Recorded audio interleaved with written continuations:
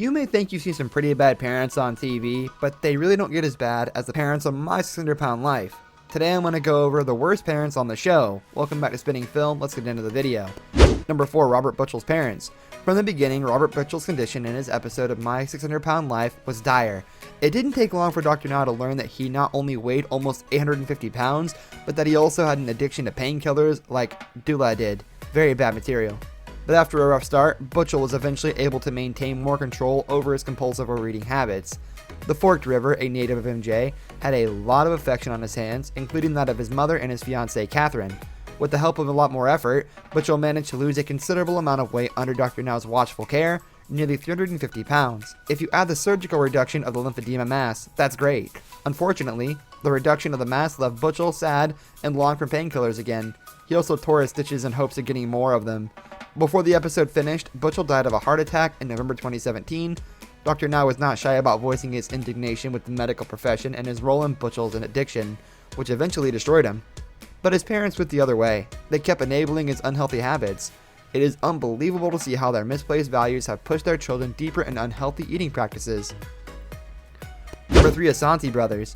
None of the stars of My 600 Pound Life are more infamous than the Asante twins. Stephen in particular, the couple may be related by blood, but Stephen's antics mean that he and Justin were not very fraternal to each other. For one, he pretended that he was adopting Dr. Now's strict diet during the episode, but that he was consuming unhealthy food behind everyone's back. He would also bully and scare everyone, even his father, and get what he wanted. He also did his best to avoid manipulating painkillers, including stealing Justin's, while he was recovering from his gastric bypass. His father even conceded to all his antics, instead of prioritizing his son's health. Because of Stephen's ongoing and persistent violent actions towards his brother, Justin ended up leaving Dr. Now's program, against both his father's and Dr. Now's best attempts. He also accused the show of blackmailing him at the now deleted Reddit post. At the time of publication, he was living in Rhode Island. Confirmed that My 600 Pound Life is heavily produced. Starcasm also reported that Justin Number 2, James King. Like all the stars featured on My 600 Pound Life, when James King's episode aired, he was reluctant to leave his bed because of both his weight and the extreme case of cellulitis, a debilitating skin infection. In addition, King's family made some major sacrifices for him, including his daughter leaving school to take care of him and his father refinancing his house to get him to Houston to see Dr. Now.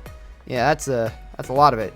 When King came to Houston, he wasn't happy, and he didn't lose the weight Dr. Now said he had to. He fell a little while under supervision, but shortly after, the viewers heard that King had instead recovered enough to weigh in at 840 pounds. Eventually, Dr. Now told him to quit if he wasn't ready to join the class. Things had not changed in King's follow-up episode. In fact, Dr. Now immediately called the Adult Protective Services to King's girlfriend when he learned that King's organs had collapsed, and she gave him food whilst in the hospital. Dr. Now, again, fired him, citing his failure to make improvements. The condition was obviously not healthy. None was helped by his parents, though. They just bent backward for his unwise choices. And I will mess up what I've done. Number 1, Penny Sager. Gaining the confidence to partner with Dr. Now and appear on My 600 Pound Life isn't easy, as any of the show stars will tell you. And sadly for some of the patients, they're either not ready, motivated, or able to overcome their food addiction.